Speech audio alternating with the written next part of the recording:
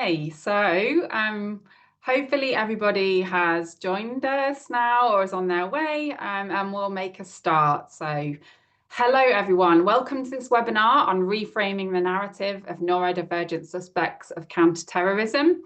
My name's Kate Brown. I'm Professor of Social Policy and Criminal Justice at the University of York, and I'm one of the co-directors at the Vulnerability and Policing Futures Research Centre, the host of this webinar. So if you don't already know about the Centre's work, we're a £10 million collaboration across 12 universities launched in 2022. We're hosted at the University of York and the University of Leeds, funded by the Economic and Social Research Council. Our work spans policing and social justice issues, from criminal exploitation and modern slavery through to homelessness, mental health policing, youth violence and domestic abuse, and a whole range of other issues. One of the best ways to hear about all our work is to attend our annual conference, which is coming up in September, so quite soon, 9th and 10th of September in Leeds. You can scan the QR code there for more information. We have a range of incredible speakers this year, including keynotes from the social commentator Darren McGarvey, as well as Professor Carleen Furman, with panels on topics related to today's webinar, like policing the margins, police interactions with disabled complainants, trauma, neurodiversity, as well as wide-ranging policy and evidence insights. So yeah, please do join us and check out the programme. Today then, we're especially pleased to be hosting this webinar featuring the research of the Centre's first Translational Fellowship. So this is our Translational Fellow, Dr Alice Siberry, Neurodiversity Consultant with Creased Puddle. Before we get into the research, just a bit of an advert for the fellowships in case you or your organisation might be interested in these opportunities. Our translational fellowships are opportunities for people working in policy and practice to undertake research projects related to vulnerability and policing. We fund the release of the staff time and provide infrastructure and support for the research. And if you work in the field of vulnerability and policing and you're interested in applying for funding, or you have an idea for some kind of research project that might take forward your work or the work of the organisation that you work for, then please do have a look at these opportunities and get in touch, because we'd love to hear from you, and we're happy to kind of take informal inquiries as well as more formal applications. You can find all the contact details on our website, which is on the next slide, and you can see all the details on our website and get in touch with us via LinkedIn or other socials. And so that's it from me.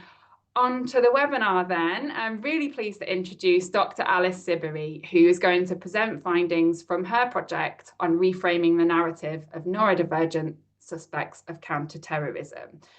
Alice has a background in a PhD in interdisciplinary research focused on the intersection of neurodiversity and vulnerability within policing contexts. Her book, Diversity, Difference and Disorder, her book, Diversity, Difference or Disorder, Neurodiversity in British Policing, is due for publication later this year. With Creased Puddle, she delivers a variety of training to public, private and third sector organisations, specialising in training for police and criminal justice practitioners, and she comes highly recommended. She's also now a research associate of VPRC and an active member of our research community. So Alice is going to talk for about 35 to 40 minutes, and then there'll be some time for Q&A at the end. Please do add questions in the Q&A box as we go, and that way we'll have lots of good questions to open up in the discussion after Alice has finished going through her research findings. So yeah, that's it for me, and Alice, over to you. Thank you very much, Kate, and hello everybody. Thank you very much for being here. As Kate has said, my name is Dr Alice Siberry and I'm a specialist criminal justice neurodiversity consultant at Creased Puddle. I'm also the academic lead at Creased Puddle, which means that I get to do lots of fun things like this. So this afternoon we're going to explore how neurodivergent minds interact with the internet and how algorithms behind our screens are very much influencing how we, how they influence the way that we think and do things. So we're going to look at how these algorithms maybe not just recommend more than videos or show adverts. They can really create some real risks, especially when it comes to radicalization. So this afternoon, I'd like to start this webinar by introducing you to Adam. Now, Adam is a 14-year-old white boy, and he loves computers and online gaming, as many do at that age. But unfortunately, after many days and weeks squirreled away in his bedroom, Adam was referred to Prevent due to concerns about his online activities and the potential that he was being radicalized online. At the outset of our conversations with Adam, we were also made aware of the fact that he was neurodivergent. Specifically, he had a diagnosis of autism and ADHD. When investigating Adam's online behaviour, it became clear that it didn't fit the usual patterns. He appeared to have been drawn in by algorithms on social media, recommendations from videos, forums, and even games based on his specialist interests. And specifically, these were related to coding and hacking, something that Adam really enjoyed doing. Over time, these recommendations escalated towards more radical viewpoints, and unfortunately, Adam ended up hacking into something that he shouldn't have. It was clear that Adam was not intentionally searching for these recommendations or forums, but that the system's algorithms had prioritized engagement, and that had led him down a very dangerous path. This case highlights a key challenge, and one that really interests me, which is that algorithms don't necessarily understand neurodivergence. They simply respond to interaction. And yet, as practitioners and academics, there appears to have been very little critical reflection on the enhancement of technology and how this might lead neurodivergent people to becoming more vulnerable to radicalization. So today, I'm going to be sharing the findings of my research conducted with the Vulnerability and Policing Futures Research Centre and the Translational Fellowship, where I interviewed a range of counter-terrorism practitioners, exploring the increasing impact of technology, algorithms, artificial intelligence, as well as looking at how criminal justice practitioners can better support neurodivergent people who might be considered both vulnerable, at risk, and more concerningly, how they may become at risk. Together, we're going to look at how algorithmic influence can shape vulnerable online experiences and how neurodiversity affirming policing strategies can provide a more nuanced and effective approach to risk identification. So I thought it might be best for us to start by talking a little bit about what we mean by neurodiversity. And neurodiversity is a social concept which came about in the 1990s as a result of the medical model of disability. This is a deficit or disorder model which suggests that there is something wrong with a person, something that needs to be fixed. And neurodiversity came around in that it aligns more so with the social model of disability that acknowledges that the role of the environment is disabling for a person, as well as looking at people's deficits as differences in a natural variation of a person's brain. Neurodivergent people experience and interact with the world in different ways, processing information differently, sometimes with heightened sensitivity or different patterns of focus and engagement. Understanding neurodiversity is critical when we look at online radicalization, because typical indicators of risk might not apply or might look very different, especially in the online space. A vast majority of the research that has previously been done in neurodiversity and extremism is framed within the medical model of disability. It looks at why neurodivergent people might be more likely to be radicalized because of their traits and characteristics, as opposed to looking at the wider influence of technology, and most importantly, without critical examination of our own preconceptions of neurodivergence as practitioners who are increasingly supporting neurodivergent people.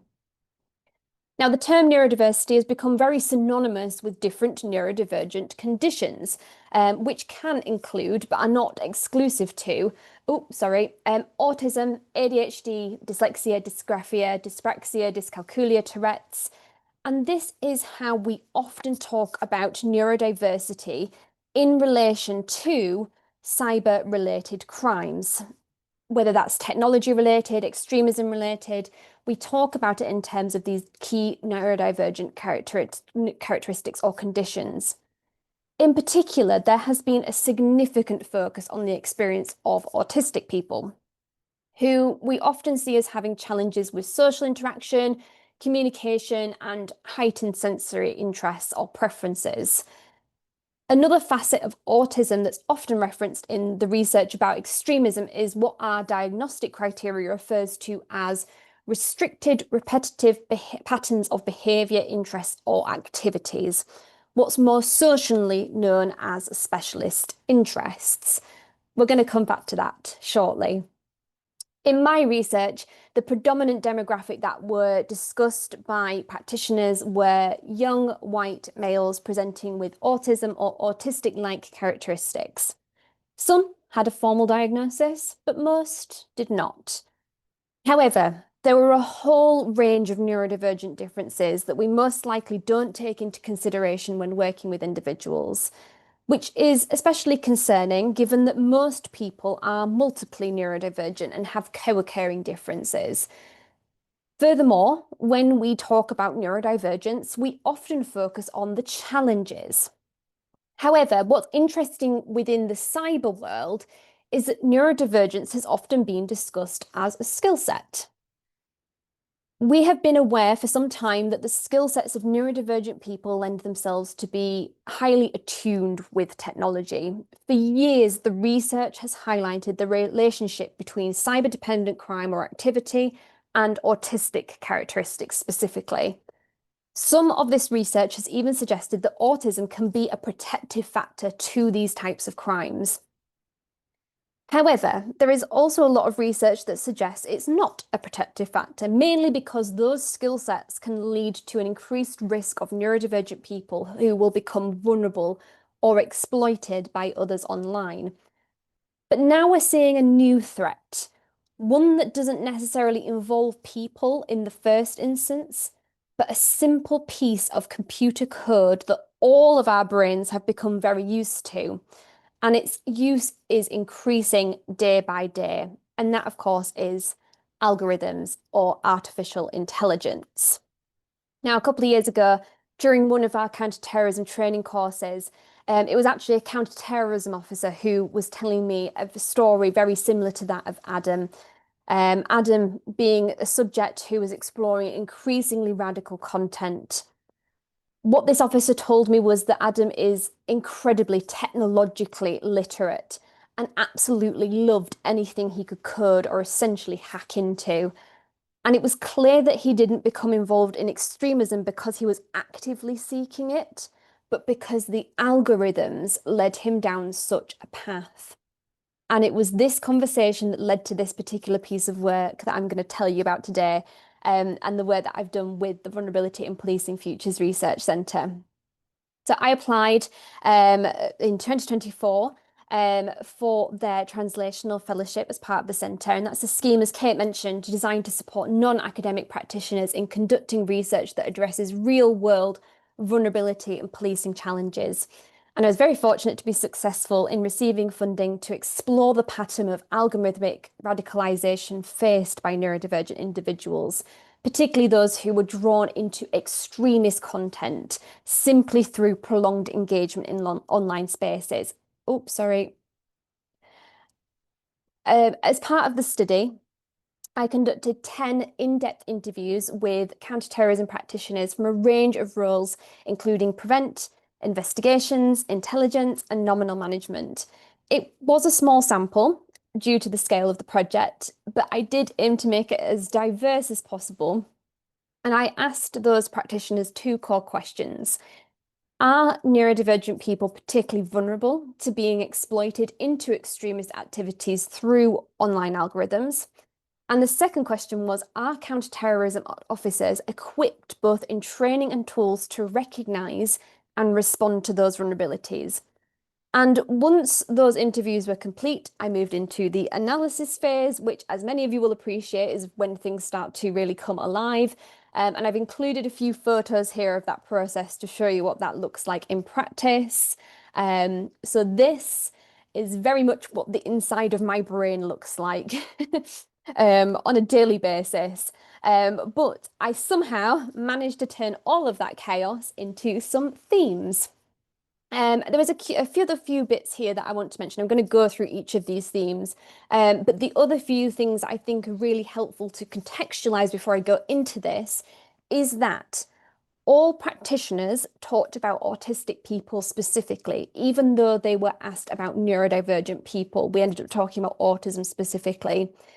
All of the practitioners referred to males, and all of the practitioners referred to young people. There were very few incidents where females and adults were mentioned. And finally, all referred to the extreme right wing as the main focal interest of these young males. Mainly, there were some other mentions of some other things, but generally speaking, it was all extreme right wing.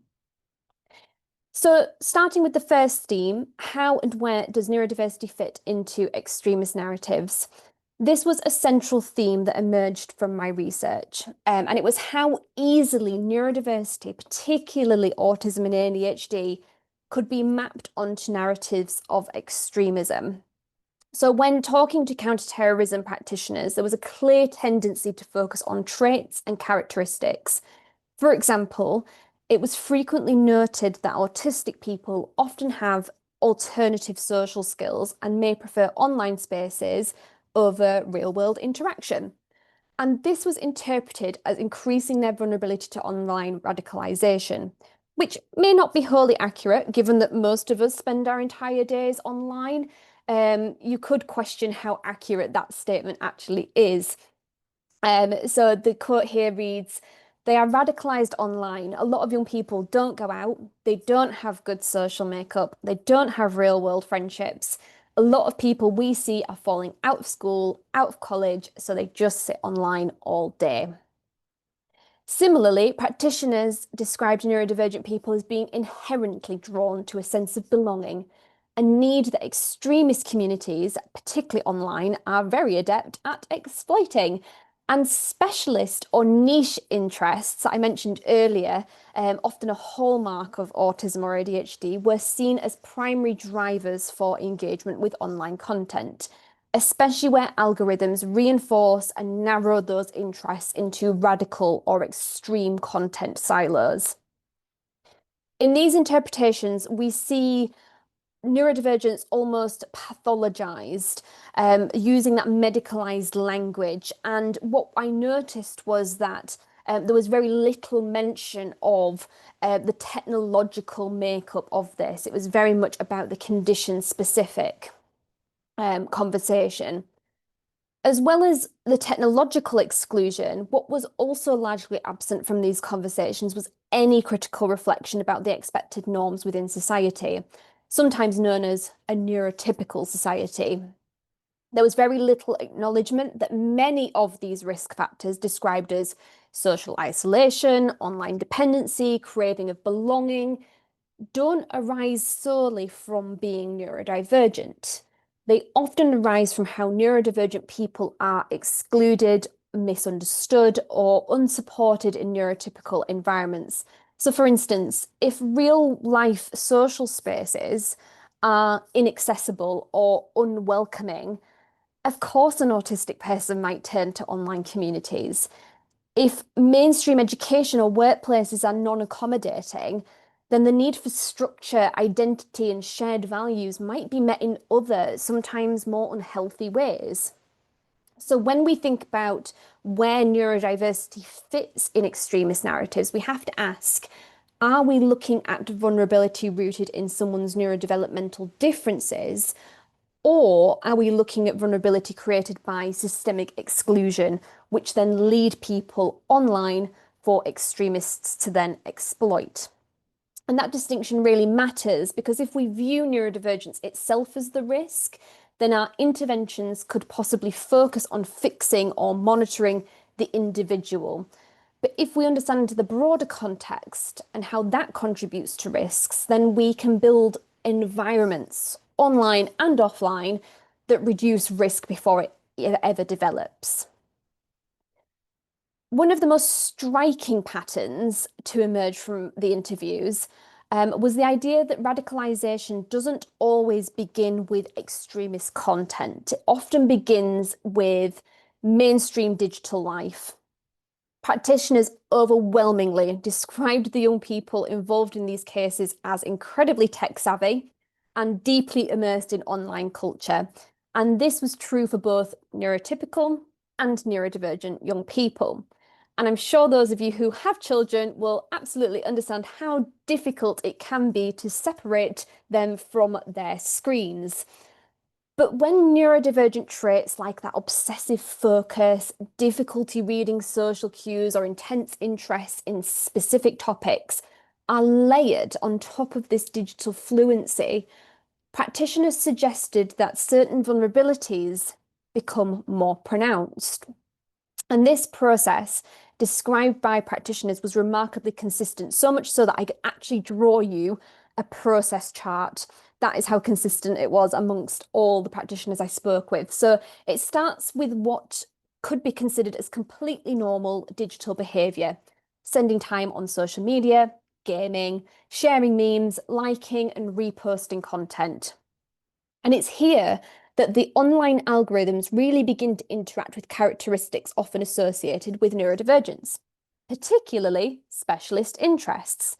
The more you engage, the more tailored your content becomes. So if you have a specialist interest in something, the likelihood that your algorithm is going to pick up on that specialist interest and provide you with more and more and more of that particular thing is incredibly high. Every practitioner I spoke with used the same metaphor to describe what happens next. And I do find this kind of ironic given the fact that my name is Alice, but they described it as the rabbit hole. As algorithms respond to user activity, content starts to shift. Sometimes gradually, sometimes quite abruptly. And this is where, according to practitioners, a kind of digital coin toss takes place. So young people might go down the right path, or they might go down the wrong one. And there appears to be no clear logic, no obvious tipping point, just exposure, momentum, and a little bit of chance. So this practitioner here said, the algorithms play, I say, probably the most important part of that online process. I think when they go down the rabbit hole, they maybe find associations with people online and they draw to become more like those people. They separate themselves further from their real life social groups. So you've got people who are kind of already neurodiverse, who potentially struggle from a social element, and then they kind of enhance that risk. Once a young person begins to go down the wrong path, they may hit what practitioners referred to as a glass ceiling, a moment where they are no longer passively consuming content, but actively engaging with darker material. So once they get to the green box there, the final box, they're unable to go back. At this point, returning to the mainstream feels impossible, and practitioners described cases where individuals were sharing or viewing disturbing content, including things like indecent images, racist memes, or participating in encrypted group chats with like-minded individuals. And all of that simply came from gaming, engaging with social media content, liking things. It's important to note, however, that this process wasn't exclusive to neurodivergent individuals, but autism in particular kept coming up, especially in relation to those fixations or specialist interests, which were seen as magnets for certain types of content. This echoes a trend that we saw in the first theme, neurodivergent traits being framed as direct risk factors without exploring the wider systems that push people towards extremism. Another point that really stood out was the perception that neurodivergent young people often lacked intent, that they didn't always fully understand what they were engaging with, or that they were just saying it. And in counterterrorism work, one of the most important questions is not what someone said, not just what someone said or did online, it's whether they intended to act on it. And when it comes to neurodivergent people, it appears that intent becomes harder to interpret. Often, it is dangerously assumed. Practitioners in my research frequently described individuals with specialist interests, those who were socially isolated or particularly seeking stimulation, as being more susceptible to radicalization. But there's a critical distinction that often gets lost in this narrative. Susceptibility doesn't necessarily equal intent. Just because someone has engaged with extreme content online or even expressed extreme views doesn't necessarily mean they plan to act on them.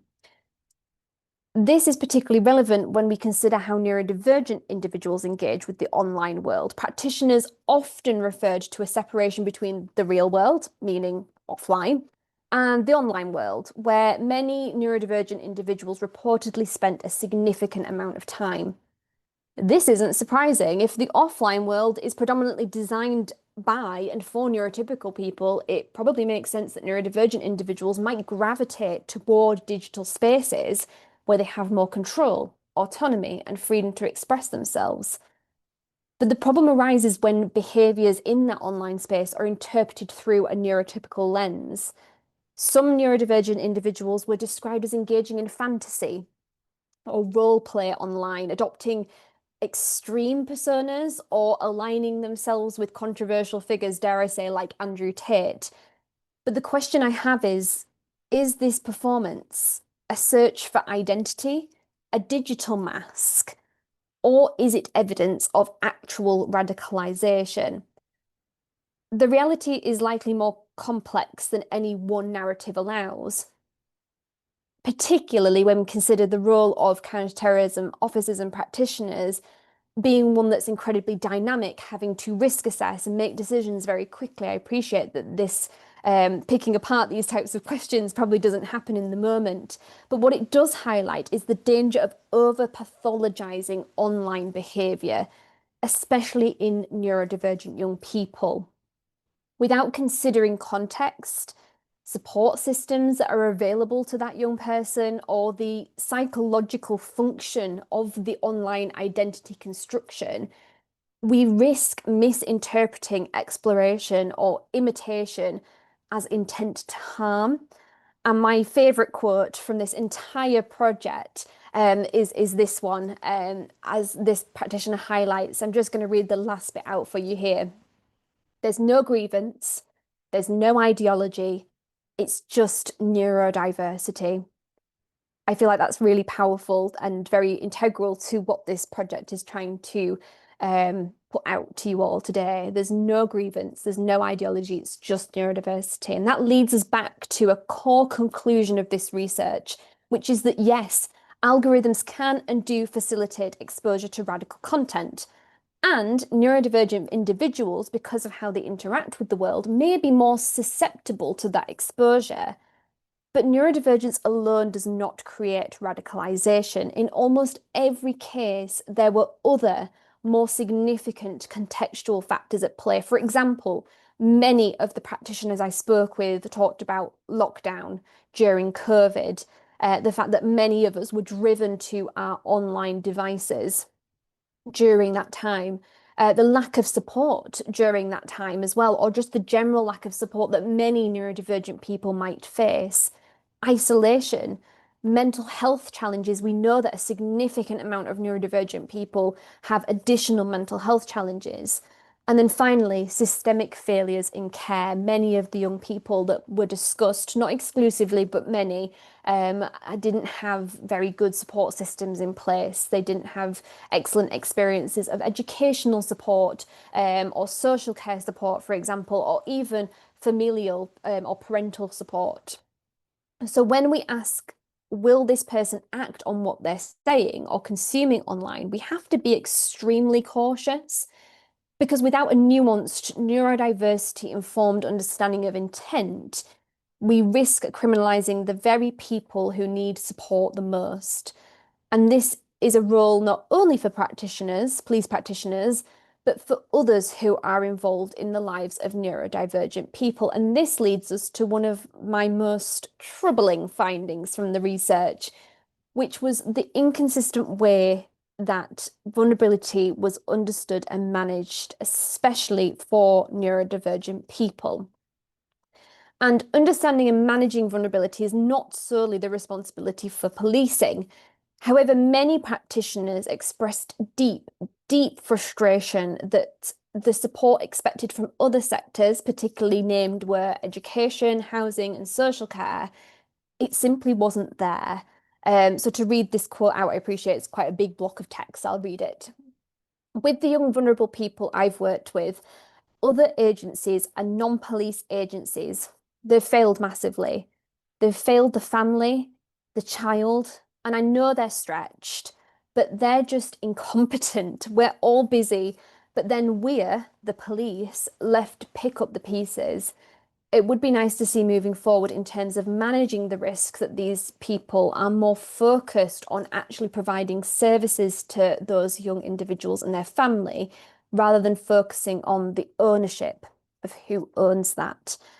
And part of the problem lies in how referral systems handle neurodivergence. Mental health and neurodevelopmental conditions were often conflated.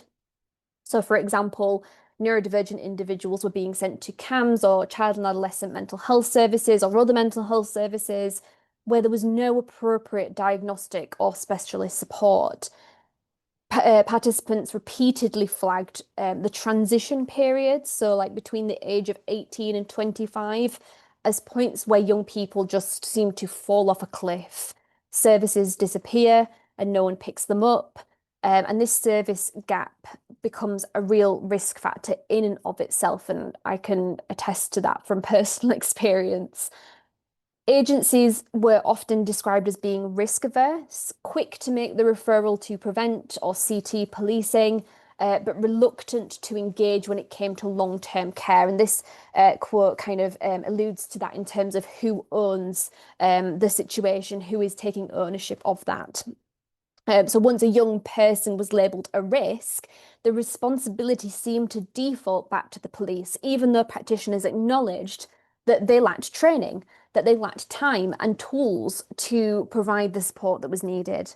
And in the end, it's the neurodivergent individuals themselves in what one participant described as a void of services. Their risk wasn't just about ideology or intent, it became shaped by instability, neglect, and a lack of coordinated care. And that risk was made worse by a system that responded not with nuance, but with criminalisation. And this leads to the final finding, which was about the need for better knowledge and education about neurodivergence. It always surprises me when I ask the question about training and education and knowledge that this seems to be a recurring theme. Out of 10 counter-terrorism practitioners I interviewed, half had received no formal training on neurodiversity, even though neurodivergence was a clear and reoccurring aspect of their day-to-day work. In fact, most of the practitioners I spoke with had caseloads which were significantly full of neurodivergent young people. What this leaves us is with yet another layer of inconsistency, a postcode lottery of understanding when it comes to supporting neurodivergent individuals who may be vulnerable to exploitation by online algorithms. Relying on personal experience or optional training just isn't enough. The stakes are just too high. The training must be standardized and comprehensive, and potentially in some cases mandatory, not just for the sake of operational effectiveness, but the fairness, protection, and justice of the young people that we're discussing here today. So where do we go from here?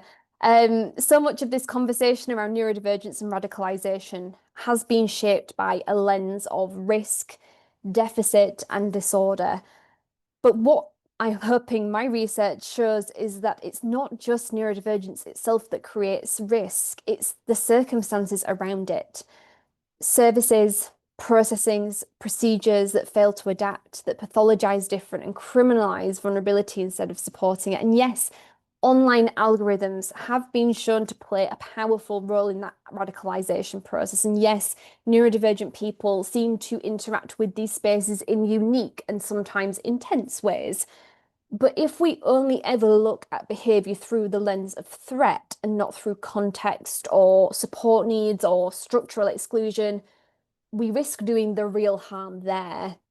Reframing the narrative to me means moving away from a model of causation to one of context, from one of condition specific, so looking at autism, to one that is needs led, one that is not focused necessarily on reactivity, but looking more so at prevention.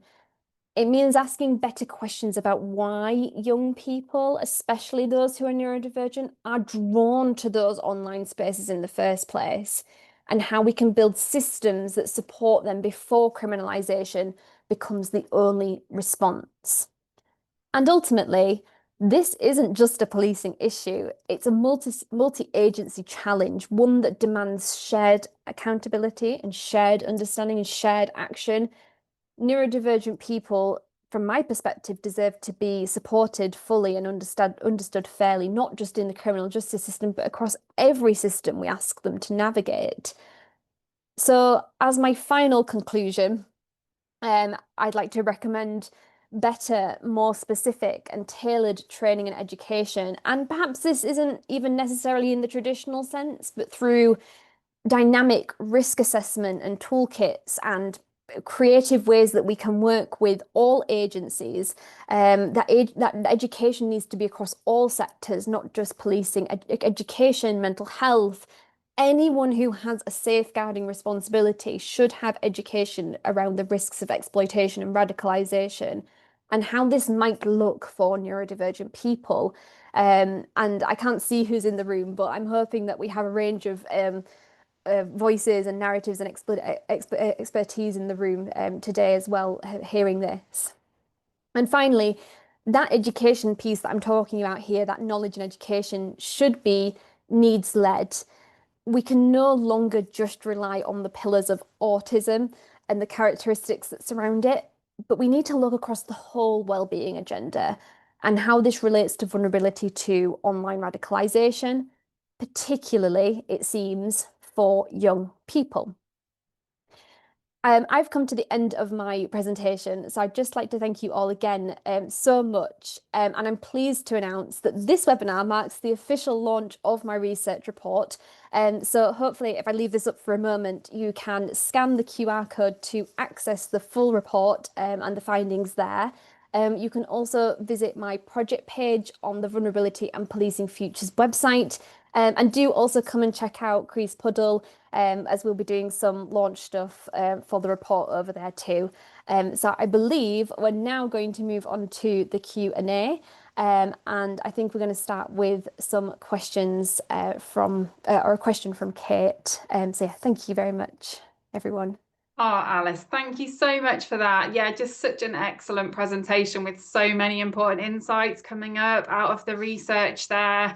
I think really communicating the importance of how we understand vulnerability being really important, as well as shining a light on the important but potentially contested role of the police within that wider network of agencies. And yeah, the void of other agencies kind of comes to mind as standing out there potentially, which is kind of, it's still kind of more in the pipeline potentially in terms of some of the cuts that agencies are dealing with. And yeah, I think really kind of underscores the importance of the social model of disability and bringing that into the study of vulnerability. There's so much to offer from that school, and it's so relevant for policing, but it often remains slightly separate from policing research and policing practice, or commonly does. So yeah, you're really bridging that, and yeah, just thank you for such a rich presentation. So I'm going to ask the first question, if that's okay, and it's just a warm-up question about the Translational Fellowship. So how did you find it being a VPRC Translational Fellow, and what would you say to anyone who might be considering applying? Honestly, it has been just such a great opportunity. Although I've been researching sort of areas like this for a really long time, I've been out of it for a while as well, so I'm sort of moving into industry and moving into practice. So when I came across the opportunity, I was a bit nervous to dip my toe back into research, but the process has been so straightforward, really well supported. I think one of the best aspects of the fellowship is that once your application is successful, which is quite a straightforward process, to be fair, and as you mentioned, Kate, I was one of those people who sort of sent the tentative email and said, you know, does this sound like something you'd be interested in? Am I the right sort of candidate? And then we went through the full process. But once you've been successful, you are paired with an academic mentor from the centre. And I personally found this super, super useful. So my mentor was Dr Katie Sayan. I don't think she could be here today, unfortunately, but she has been so incredibly supportive throughout. We had loads of online check-ins, particularly in the early stages, particularly like around stuff like ethics, because I've not done an ethics form in such a long time. And her feedback has really helped me to stay focused and grounded in the work on the academic side. I was always really confident in the kind of more practitioner side, but academically, I'd maybe lost a little bit of that confidence. The fellowship as well, I think, has really allowed me to bridge the gap between practice and academia, which is something I'm very passionate about. And there's just been so much support from Katie, from Nathan, everyone who's helped me to sort of keep that work really rigorous and academically robust. I do think that for anyone thinking about applying for the fellowship, I would just say come in with a good idea of what you'd like to research. I think having that clear focus of the topic, the area, the gap, where that knowledge can be sort of bridged from practice to academia is a really good starting point. But genuinely, don't worry about not having being an academic or having loads of research experience, because the centre will assist you to realize what it is exactly you want to look at and how to find the answers to those questions. So that's been a little bit about my experience, but generally just really, really good. Oh, thank you, Alice. That's excellent. That's given people a bit of time to warm up and drop their questions into the Q&A box. And we've got some good questions coming in for you. So Okay. I've got Nicholas Hoare, the first question. Brilliant and informative presentation, Alice. Thank you. Having worked in cyber prevent towards the end of my policing career, you've given a true picture of the difficulties and lack of external involvement faced by police officers and staff. I hope managers within CT and Cyber Prevent, as well as senior officers, get to see your findings as they need to be fed in. So so that this situation can improve. So yeah, just kind of support and endorsement there. And Thanks, then some Nick. questions also coming in. I don't know, do you want to respond to that at all? Just to say thank you, Nick. We know we're mutual people, so just thank you very much. And I know that some of the work that you've done has been really pivotal in this space as well, Nick. So thank you very much for that. And we've shared contacts across like Triple I, for example. So internet intelligence and investigations. It's quite a wide spanning conversation to be had, not just within counter-terrorism, but within cyber as well, which is why I wanted to bring a little bit of that into it, because I'm sure there'll be lots of people from the cyber prevent world as well that this will resonate with. Yeah, absolutely. Okay, so we've got some other questions coming in. One officer said that subjects will sit online all day. I've noticed that it's all day and all night. Has anyone looked at sleep patterns and the effect of lack of sleep on young people, neurodivergent people, and how this impacts on their behaviour and decision making in the online space?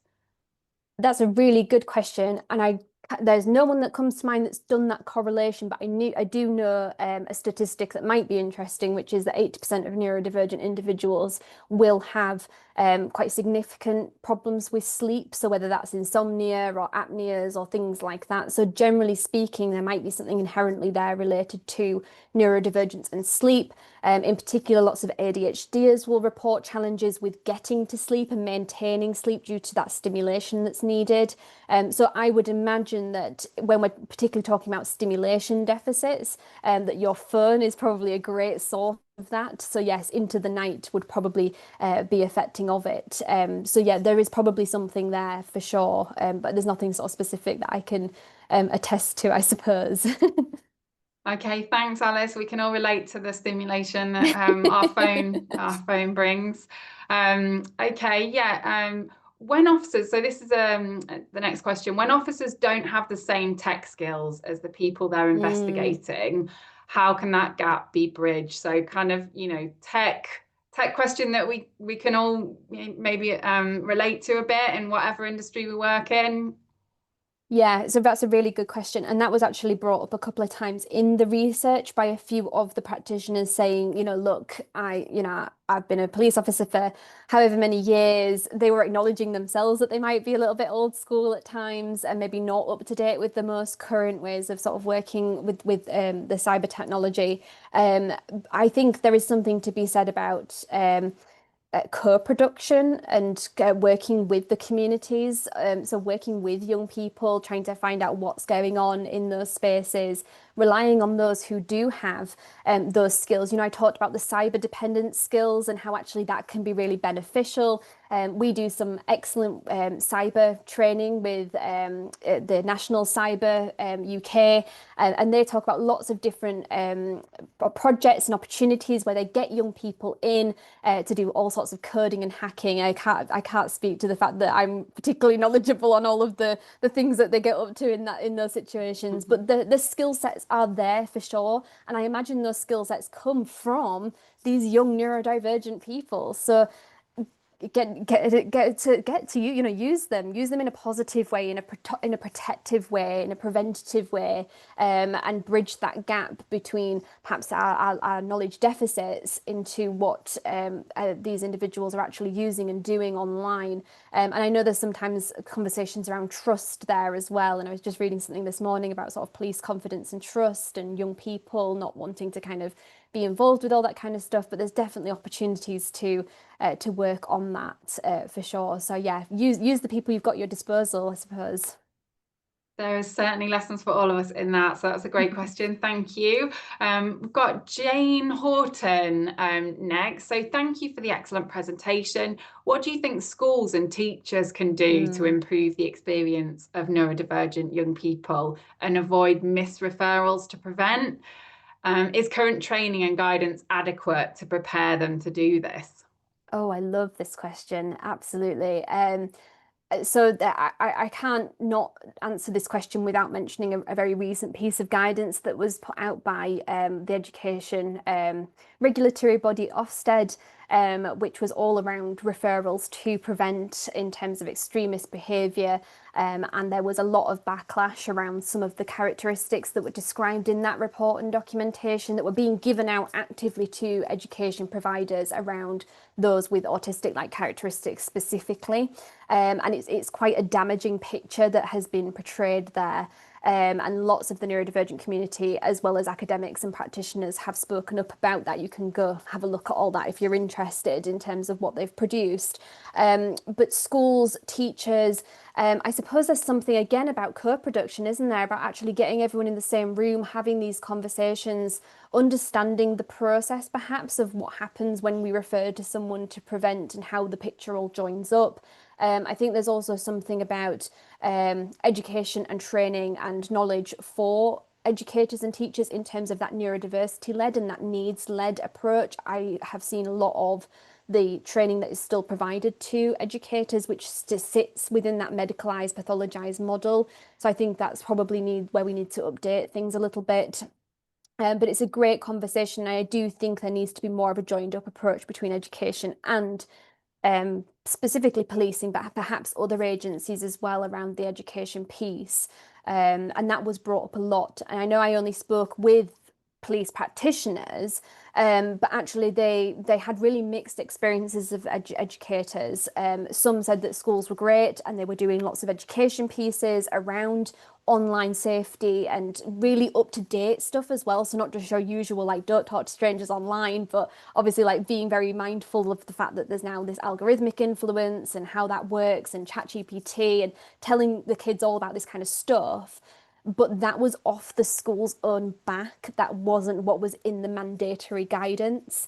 And I think that's probably where we need to be bringing it back up to date, is actually looking at the curriculum, the online safety curriculum itself, and ensuring that teachers and educators are equipped with the most up-to-date knowledge.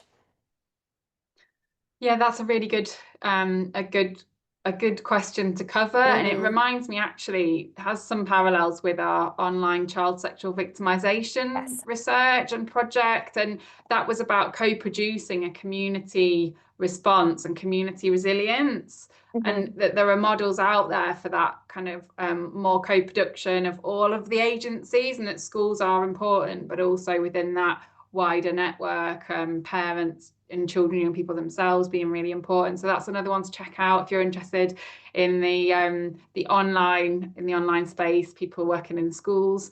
Okay, next question. Got time for a couple more questions. We may run out of time for all of them. So we need to just wrap up, but there's time for a couple more. So yeah, this is Natalie Hyam-James from VPRC. So yeah, thanks, Natalie. Alice, a fantastic presentation, really interesting, something which is much needed in the field of vulnerability policing, counterterrorism, prevent.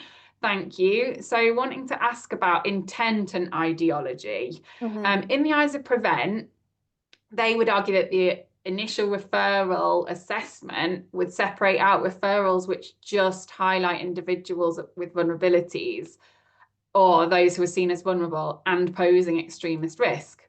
So in other words, according to the official narratives, if an individual was to be engaged with through prevent, they'd have demonstrated some ideological risk. So my question is, how did your participants explore the role of neurodivergency, intent and motivation, especially where, as you say, they weren't necessarily ideologically motivated, when that's the core criteria for extremism and terrorism?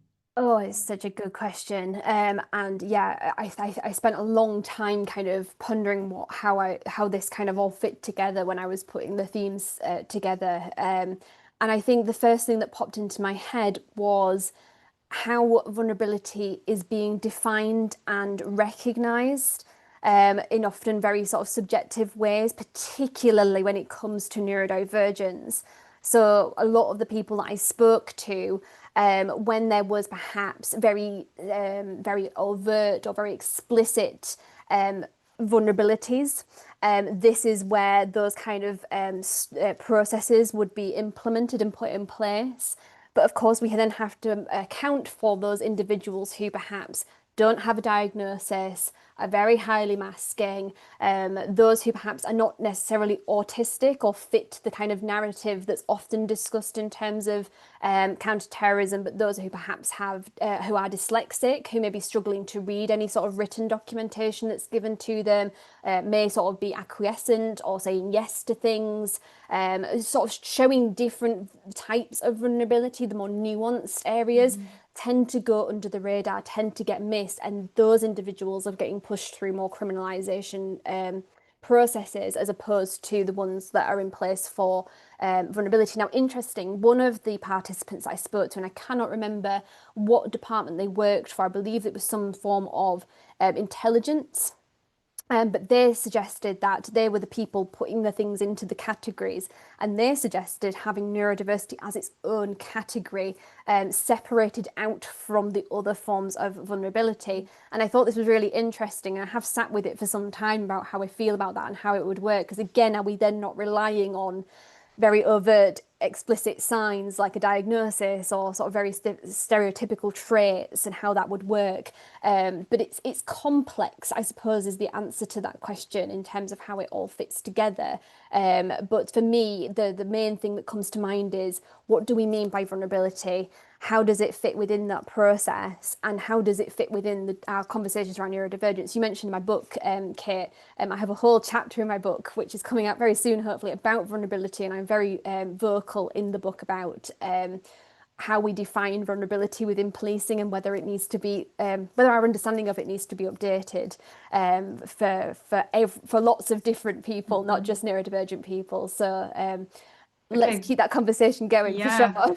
This sounds so important, Alice. But just there's time for one last question, which is kind of a follow-up actually, and then we'll try and respond to some of the other ones through the chat or in another way. But this relates actually, and it's about race and religion. And so were you able to explore understanding of neurodiversity and how this interrelates to race and religion? For example, if the suspect in a counterterrorism investigation is Muslim, as well as autistic. Contextual factors, risk, vulnerabilities understood in the same way. And just before I hand over to you, I want to do a mention of a postgraduate researcher who's focusing on Muslim people who were referred to counterterrorism, Natasha Carlin, who is looking at this and thinking about how vulnerability is understood in those contexts and taking a kind of critical race approach to that with Katie Cyan, who was your mentor. So there's more work coming on that, but did you want to just briefly respond on that? A great question. And yeah, it was something that Katie and I had lots of conversations about, as I'm sure you can imagine, as we were filtering through some of the themes and discussing some of it. And it was actually Katie who pushed me in the direction of looking at some of the documentation that's already been out there about Prevent's approach to the Muslim community, for example, and how we can see some overlaps happening here, I suppose, with the neurodivergent community, and not wanting to repeat some of the mistakes, of course, that have happened in the past in terms of more sort of profiling approaches to counterterrorism. In relation to the question that was just asked, I was very open with my questions and how I asked about different types of extremism. And what stood out to me was that it was often, when I said, about neurodivergence and the types of people that you're working with, they led me down the path of white young boys looking at extreme right wing. And I was really interested in this, and I do think there has to be something said. I'm very mindful of time, but there is something to be said also about the cultural aspects of how different cultures and minoritized ethnic communities respond to neurodivergence and how it's recognized in those communities. There is a severe deficit of research in that area in terms of the intersectionality. In fact, I can't think of very much at all to even tell you what the intersection looks like between different ethnic communities and neurodivergence. So that in itself might simply account for the fact that I didn't see a lot of that coming up in the conversations in this sense, in that these communities aren't actually sort of very aware of their own understandings of neurodivergence in the first place. Those who did talk about things like Islam and the extremism surrounding that were interestingly white. They were white boys who were interested in it. So again, very, very little discussion of ethnicity in this particular case, but I do think that reflects a bigger picture of a lack of understanding about neurodiversity from minoritized ethnic communities in general.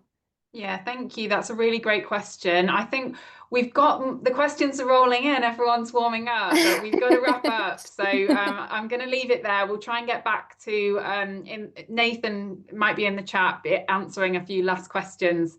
But just to wrap up, thank you so much to Alice for that rich and detailed presentation, for all the hard work that you've put into the research project, and for being a fantastic vulnerability and policing colleague. And yeah, that was just such an excellent webinar. And thank you for sharing your experience with the Translational Fellowship Programme as well. That's it from us. Don't forget our conference. Have a look on the website. There's loads more content just like Alice's that you can engage with. Stay in touch with us on all of our socials. We love to hear from you. And I think we are at time. So that's it. Thanks a lot, Alice. All the best. Thank you. Thanks, everybody. Bye.